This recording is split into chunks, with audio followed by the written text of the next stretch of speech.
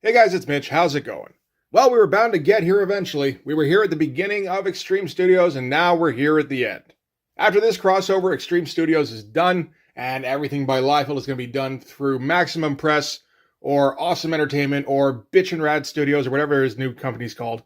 So let's take a look at the amazing capstone to the Extreme era, as we take a look at Extreme Sacrifice #1. So just before we get into it, if you enjoy the channel, if you feel like you might want to help out a little bit, go over and subscribe on my Patreon. Gives you early access to everything I do, helps out the channel, helps to buy new comics. All right, so we've seen a fair amount of the lead up to this. We took a look at the War Games storyline in quotes, so Bloodstrike 15 and 16 and Prophet #8. And I think that one had some kind of mention of Crypt, so it's kind of loosely tied into Extreme Sacrifice. Then from there we went to Youngblood #10, where Chapel was trying to figure out how to become a spawn, and he realized, okay, all I gotta do is kill myself. So he did that. And that's kind of where we are now. That's what kicks off the Extreme Sacrifice event. So before we get into this, what we should do actually is touch briefly on Youngblood Strike File #11. I think at first I considered giving this its own video, but honestly, it's not worth it. It's drawn by Richard Horry. He does a more interesting job on this than he often does. I'll give him that. But ultimately, it's still not worth spending a lot of time on. So this is The Secrets of Chapel Revealed. Now we get a not bad cover from Cedric Nocone, inked by Danny Miki. So, I mean, that helps a lot. But yeah, honestly, I wouldn't have guessed that he was really capable of something this good. Anyway, we start things up with Chapel waking up in the afterlife. Big old splash page of a demon right up in our face telling us, hey, Chapel, wake up. And again, by Richard Horry, not too bad, really. It's not, it's not great. None of this is great. So Chapel goes, wait, am I in hell? And he goes, no, you're not in hell, you're in purgatory. He goes, wait, what? I wanted to be a spawn. And he's like, no, you're not a spawn. You're a bit more special than a spawn. Spawns are playthings of the Malbolgia. You're something else entirely. And this is our shot of purgatory, which is just kind of a wrecked version of Earth, really, which is interesting. Again, for Richard Horry, who hasn't really shown any imagination up before now. And he has to turn around, and it's a double-page splash. And we're going to see a bunch of these over the course of this video. So, it's not my fault. I didn't plan this. But, a Chapel-looking demon rides up leading the 4 horsemen. So, this is kind of the deal here. Okay. The demon here, who greets Chapel, tells Chapel the story about how he became like a regular-ass demon, and then there were all these other demons who were like, hey man, I think you could be a really awesome demon. And they kind of gave him awesome demon abilities of some kind. And he kept amassing awesome demon abilities until he became even more awesome than the devil. At which point, he got himself a He-Man belt and declared himself winner of hell. And yeah, just went around with his demons, conquering hell and cementing his rule until somebody rose up against him. None of this has happened in a comic, by the way. This is the comic this is happening in. But a hero rose up against him and had a sword and used it to cut his demon head off. And this guy was called the Newborn because Rob couldn't think of anything cool that day. And his parents were new men because we have to have the new men be important somehow. Because Brigade and Bloodstrike are already failing. Maybe new men can do something if I make it seem like something's going on over there. I don't know. So the conceit for all this is that in hell, you're basically outside of linear time. Everything happens all at once, essentially. Which is fine. That makes sense. The problem is we don't see any of these things play out. We have them all described to us like a history lesson. Because that's why people want to buy comics, is to find out lore. Not to read about events. Now, there would be all sorts of problems with actually making this a sequence of events. For one thing, as previously stated, the Extreme Universe isn't going to last long enough to actually build this up, like as a proper storyline. Secondly, Rob doesn't have ideas. Rob has concepts. Everything that happened in this book is a concept. Oh yeah, here's something that could happen in a comic book. Cool. Why don't we flesh that out? Rob can't do that part. He gave you everything he had about how the extremely sacrificed event started, which should theoretically have been like a year of build-up through like its own one-shot series and backups and like subplots, but Rob doesn't have the patience or the discipline to slowly build up fucking anything. So he gave us this, and at the end of the demon's tale, Chapel goes, "That's right, I am the demon. You're absolutely correct. Where's my He-Man belt? There's my He-Man belt." And this time he's going to do things different, and he's going to kill the newborn before it ever becomes a problem. And that's it for this entry of Youngblood Strike File. Unless you want to read the Cougar backup, which looks like it was drawn on a fucking beach towel. There, we do get the awesome splat ad at least. That's pretty fucking sick. Anyway, enough of that. On to Extreme Sacrifice number 1. So now we know what the basic idea is. Chapel is the king of hell. We didn't see his rise. We got told it happened. I guess that's supposed to be good enough. So let's get started on the cover of this one. Man. Oh, man. Okay, where do we start with this? So this is obviously, like, Stephen Platt has been doing Prophet for, I think, probably about 6 months at this point. So I think this is right at the beginning of Liefeld getting influenced by Stephen Platt's style. So he's putting in a lot more line work on everything, or getting Danny Miki to do it for him. We can see here he's starting to veer towards a style that features people with legs way too long for their bodies. Like, you look at Bloodstrike here, his legs are about 4 times the length of his torso. Shaft is in his Phase 2 design, where he's got increased pouches and like shoulder pads and like straps and knee pads and all the whole deal, but hasn't quite evolved to manga boots Shaft. That's his 3rd evolution. He does, of course, have what we can generously describe as sword hilts popping up from his back, though. All of them do. Prophet is almost the exact same costume design, only larger. And he's got the Shatterstar headpiece going. Bloodstrike, also pretty much the same, only dumber colored costume. And then we got Kodiak. He doesn't really factor into this at all. I don't think he's on here for any other reason than Rob thinks he's a cool looking character. And we get full-bodied shots here, so nobody can say that Rob didn't draw the feet. The only problem is that by doing that, he showed why he doesn't usually draw feet. He almost got it right all the way across, except when he got to Shaft here, and he couldn't quite figure out how to get his foot below Prophet's foot. So he's just kind of floating in the air in front of him here. And Dash here from Newman, he didn't even bother. He's like, man, if I can't get Shaft to match up with the people around him, there's no way I'm going to be able to do it with a girl. He tends to do this a lot with the girl characters. Thinking about it. Like, the first appearance of Domino, he does that on the cover. On Youngblood number 1, he's got Vogue doing that now here as well. I'm not sure what that's supposed to be about.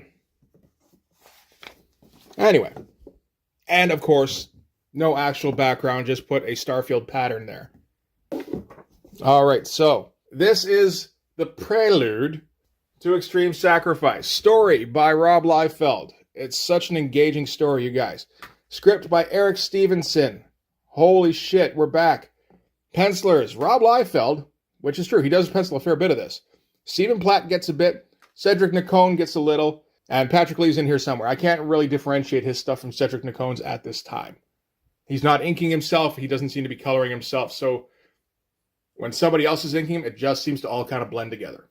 Inkers, Danny Miki, just for the Rob Liefeld pages, Jonathan Sabal, and Norm Rapmond. And nobody particularly interesting doing the colors. So he's not bringing in any heavy hitters for his standalone event book. You would think at some point he would figure out that he can drive better sales by getting better creators on his book, but he just kind of refuses to, and just assumes that he'll always be able to generate sales based solely on his name. Okay, so we should read these. This looks like recap, like what led up to this book. That isn't the case, though, for most of these. So here, let's go through them. So Crypt here, Herald of the Apocalypse, the nefarious Crypt rips through the fabric of time as he conquers each of the heroes that stand in his way. An emissary of evil, Crypt follows Chapel's creed and relentlessly pursues the newborn to slaughter the one true hope for salvation. So he's basically Chapel's Silver Surfer, which is not information I was aware of going into this. It may have been said at some point. Crypt does show up in somewhere between 6 and 10 issues randomly before the Extreme Sacrifice event starts. And he just kind of kicks somebody's ass and then goes away. Former Youngblood enforcer and government assassin Chapel terminated his own life in a bid to be reborn as one of Malbolge's Hellspawn. Ultimately wresting the throne of hell from Lucifer's grasp, he now mounts the legions of darkness in preparation for the coming Armageddon. That we all got from that Youngblood Strike File issue. Major Bravo. So, leader of the Order of the Night and chief instigator of the Gathering, which were both meant to be placeholder names, and then Rob forgot to come up with better ones and gave the list to Eric Stevenson, and he just went with it. Colonel Bravo is the linchpin holding together the Alliance to stop Chapel's quest for universal damnation. This is the first time we're hearing this. Major Bravo has never done fucking anything up until now. He was in Youngblood number 6 for like 4 pages, and he was in Youngblood number 10 for like 2.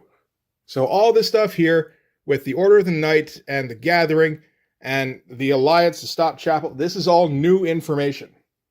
Cast out of hell by Chapel, the demonic Graves has retreated in time to assume control of Youngblood and plot his eventual return to power as the rightful ruler of hell. So Graves is the devil. Also, to the best of my knowledge, new information. It was mentioned briefly in Youngblood's Strike File that Lucifer was hiding out on the world somewhere. The demon who talked to Chapel wasn't particularly sure where, and that was kind of it. So now we know it's Graves. That's okay. An enigmatic foil to the treacherous crypt, the time-jumping Link, has arrived to prevent the death of the newborn and forestall Chapel's plans of universal destruction. Also a bit of new information. Link showed up briefly at the end of Youngblood number 10. We didn't really find out anything about him in that issue other than his name. An ancient circle of near immortals, the Order of the Night, have wandered the earth as gods, kings, sorcerers, and even as common men since the dawn of time. Banding together in times of great need, they have gathered in the present to protect the newborn and combat Chapel's ruthless onslaught. Also new information. The Order of the Night has not been mentioned, as far as I understand it, until this page. And it's this Link guy, and Roman, and Major Bravo, who are all apparently near immortal. And the new men, an unwitting team of new-gen positive teenagers. They're ultimately the key components in the battle between darkness and light. In an unprecedented turn of events, Dash has given birth to the newborn and watched him grow to adulthood in a matter of days. Oh, that did happen in New Men number 9, I think. Now the new men await to learn their destiny as a part of the Gathering. So yeah, the newborn is the son of Dash and Rain. So the fast one and the telekinetic one. So now you know the players, let the war begin. Like, on the one hand, I suppose this is almost effective because, like, anybody picking up Extreme Sacrifice number 1 isn't going to be left out because they're getting the same amount of new information that anybody else is, really. And this is the story so far, which basically regurgitates everything we saw on the previous page, only as a Star Wars text crawl. Okay, so we start things off poorly, I think. I'm pretty sure this is Cedric Nacone, and this is the war in hell. And, I mean, it looks like hell, I'll give you that. This is, like, unpleasant even to look at. Mostly this thing up here, I suppose that's supposed to be a head, like, covered in gore, and it just, yeah, like, the idea gets across. It just looks like the worst possible execution of that. So, yeah, a bunch of fighty demons. And they fighted, and then eventually hell exploded, and all the demons died, and then Lucifer crawled out of hell, so he retreated to 1980s America, somewhere around 80, 81, or 82. We're not for sure which. And he became Agent Graves. So what he did was he went to Washington, and he used his position as director of the Youngblood program. They didn't really say how he became director of the Youngblood program. I mean, you know, it wouldn't exactly... It'd be difficult to imagine, I suppose. Manipulate key events to suit my needs. Soon I had forged America's most beloved team of heroes into my own personal weapon of reprisal. So everything he's done up until now was done with this day in mind. So he created Youngblood to fight for him to win back hell, I guess. Which would be an interesting idea, except there's no way they do that, right? And we get our full page splash of Graves, which is completely unnecessary. Particularly since it's not exactly a shocking reveal. When I was flipping through this, I assumed that this was Supreme. Fine looking tech in the background here. These computers? I wonder who did that for him. So Graves is explaining himself to Combat. Combat's like, I don't give a shit, man. I'm not from around here. And Graves explains that he's also the Combat version, whatever they're called. What are they called? The Catellans. Because that's the street that Extreme Studios is located at. That's right. He explains that he's also the Catellan devil. So, like, maybe don't talk shit in front of me. So, yeah, pretty heavy line count on some of this. I don't really think it's usually Rob. I think Danny Meekie's starting to make up some shit here, basically. If I had to guess, like, if anything, I think Rob's probably doing some scribbling, and Danny Meekie's translating that into, like, nice-looking cross-hatching. But, yeah, no, it does look nice. This face is pretty badly constructed. I get what he's trying to do with, like, trying to do, like, the one-eyed squint, but couldn't pull it off at all. Okay, so anyway, from there, we're going to cut to somewhere over the Atlantic Ocean. Again, these all just feel like placeholder captions. And maybe Rob just kind of forgot to tell Eric Stevenson to come up with something better. And Eric Stevenson's just like, yes, sir, Rob, whatever you say. And, somewhere over the Atlantic Ocean. You got it. So on board a Quinjet-looking kind of thing, Cabot and Major Bravo and Link are talking about how they're having a gathering. This is the gathering, actually. Capital T, capital G. And what the gathering is about is the Knights of all get together and go, we should stop Chapel from destroying the world, don't you think? And they're waiting for the fourth member to show up. And Link notices a disturbance in the ocean, so he does a big old inhale, sucks half his mask up his nose, and goes, I think we got visual. I do like this treatment that Rob's doing for, like, full face masks. Like, he doesn't want to just leave it blank, because that'd be lazy. And if he does lazy shit, then the new kid is going to be bypassing him in no time. He doesn't want that. He wants to try and hold his own at least for a little while. So he's got to draw things in the mask. So he'll draw the nose exactly as if it wasn't under a mask, and then do all sorts of lines coming out, which just makes it look like he's just snorting that mask up. And oh, fuck's sake, it's a vertical double page splash. Blah, blah, blah, blah, blah, blah, blah, blah, blah. It's Roman. I mean, I guess this is the prelude. We're not supposed to have things happen necessarily in the prelude. But, like, that doesn't mean they couldn't happen. So, yeah, Roman comes up in his hydrofoil kind of thing, I guess. Again, like, as far as a vertical double page splash of a dude just standing there, that's fine. I kind of like the rendering, although, again, I think that's down to Danny Meekie. And I don't know why I'm turning it on its side again, because it's another vertical double page splash where Major Bravo goes, hopefully he joins us, but he might not. And I don't know the reason for this to be a double page splash other than Rob couldn't think of enough pages to draw to fill out a 22-page prelude issue. Like, this spread serves no purpose. Is this cool? It doesn't look cool to me, but I've come to accept that I am not in tune with what people think is cool when it comes to Liefeld. I think very few of Liefeld's drawings look cool, to be honest. I think for the most part, they look lazy and poorly thought out and incompetent. Anyway, they're all like, yo, Roman, you should join us in the fight against Chapel. And he's like, psh, why should I? And they're like, how about because that's what we usually do at these things, man, is we join against Chapel to stop against the end of the world. And Cabot, who I'm pretty sure we're just revealing now is Cabot and, not just some no-name guy named Bloodstrike. Again, if I find out later that this showed up in some issue of Bloodstrike I didn't have, like 13 or 14 or something, then okay, fine. But I get the impression that it just happened here, and yeah, they forgot to call attention to it. Like, wasn't that the point of not referring to Bloodstrike by any name other than Bloodstrike? Was to kind of make it a bit of a mystery who the character was? I don't know, maybe I'm wrong on that one. But anyway, Cabot goes, you should hear us out, because, like, this will be bad.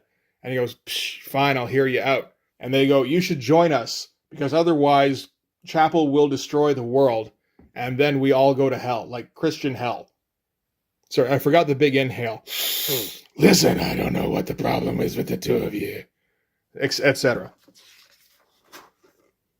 And so he goes, okay, fine. So they didn't exactly convince him. They just called him an asshole for not immediately helping. So he went, okay, fine, I'll help. So now they're going to go and try and recruit more guys to their side for the coming battle, because this is all about just recruiting for a battle. Roman has to go and recruit Glory. Major Bravo has to go to Hyde Penitentiary to free Warwolf, who's the guy that Night Saber, that's the one, was fighting in Youngblood number 10. And yeah, that's about it. So that was the point of the meeting. And hey, it's our first actual headshot of Stephen Platt. That does look like a dude who could one day be a bit of a prick about how good of an artist he is. All right, so from there, we're going to cut to Youngblood headquarters, where Troll is, can you guess? He's training. Correct. Because Troll never does anything else. He's not good for anything, except to break robots in Youngblood HQ. So this Kiever guy shows up. Troll asks him about the new men who were in the facility recently to deliver Dash's baby, which grew to be a person within a couple of days, and then they all left again. And we end with Troll saying that it means a lot to him that those kids and their baby are all right. So Troll plays some kind of larger part in this, theoretically. We'll see if that actually gets put into practice. There's nothing interesting on these pages. This flip's bad. All these heads aren't very good. I assume this is Danny Meeke doing the inking. I could be wrong, though. No, I think it is, with how tight some of the hatching is. Yeah. And, these are bad drawings of heads, yeah. I don't know. He just didn't want to do anything on these, I guess. And elsewhere at Johns Hopkins Memorial Hospital, Dash is recovering from her delivery. A couple of the new men are here. That's that Bird guy. I think his name is Bird. Rain is just kind of detached from the whole thing. And that's the baby. That's, what's his name? Newborn. Oh, fuck's sake, that's such a bad name. And this, again, I think is Cedric Nacone. And it's, just not very good looking stuff. Newborn says he's leaving. He says, the time has come for me to claim my destiny. And his mom goes, no. And he says, I know this is unsettling for you, but I was born for a reason. Exactly what that reason is, I'm not entirely certain at this point, but I do know that my destiny cannot be fulfilled here with you. I must venture out into the world to find my true place. So I don't know what it is with Liefeld and people who are just destined to do things. Nobody can ever make a series of choices that will lead them down a path where they do those things. It's always got to be, no, he was destined to be awesome from the beginning. And then he just became more and more awesome until eventually he accomplished awesomeness.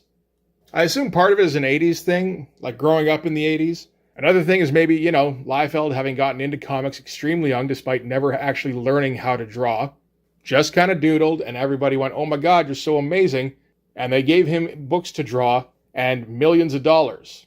And he never had to actually learn to be good. He just was told he was good from the outset, even though obviously that wasn't the case. I don't know if that's has anything to do with it. That's just a little bit of a theory on my part, but anyway.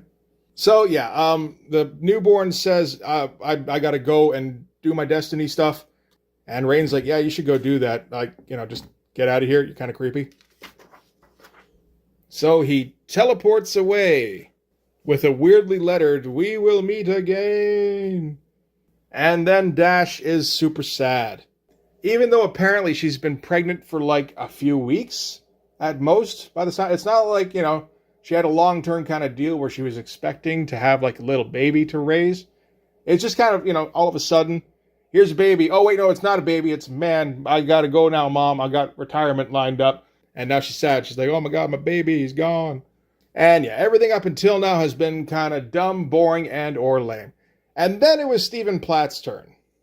And there's nothing going on here at the end of the issue, but they told him to draw hell for 6 or 7 pages. So that's what he's going to do. He's going to do a tower of chapel heads against, the exploding landscape and the exploding sun in the sky and planets cracking in half. This is kind of awesome, actually. I don't know who's inking this. It should have been Marlo Alquiza, if it couldn't be Stephen Platt himself. They're not doing a great job at kind of fleshing out the detail, but, it's a pretty great splash page anyway. And at the top of the Tower of Chapel Heads, inside one of the chapel heads stands Chapel, with all the fire, and he's got his big red sex slaves around him. Again, it's a pretty awesome shot. I love the Dutch angle. It's something I'm always trying to remember to do myself and like forgetting like 95% of the time.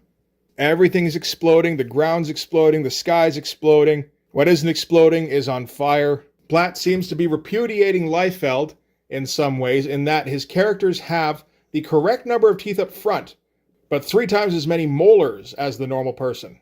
Usually it's the other way around. Nothing's happening. Just, Chapel's getting ready. And they look in what seems an awful lot like the Blood Oracle out of Violator. I mean, we did just have the team up with Spawn, and yeah, they mentioned Malebolgia earlier, so I guess the same rules kind of apply for the Blood Oracle.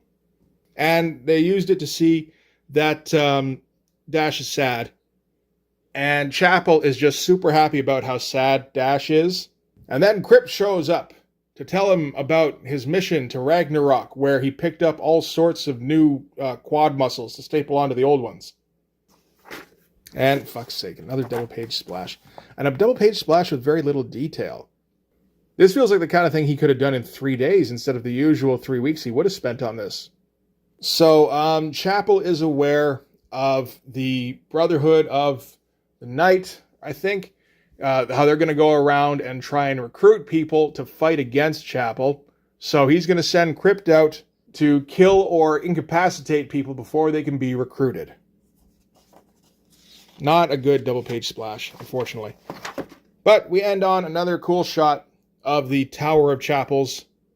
And we learn that this will be continued in Supreme number 23, Bloodstrike number 18, Brigade number 16, New Men number 10, Team Youngblood number 17, and Prophet number 10. And then back here at Extreme Sacrifice Epilogue. I do have all of those. We're not making separate videos for them. I think probably I might just do a video for Prophet number 10 and then kind of quickly touch on what happens in the other issues. I don't know. We'll see. If that gets to be too lengthy, maybe I'll split it up a little bit. But yeah, anyway, that's going to do it for Extreme Sacrifice number 1. Ugh. Yeah. So, yeah, I was under the impression that Rob had learned something from Extreme Prejudice, which was he didn't have any ideas for that.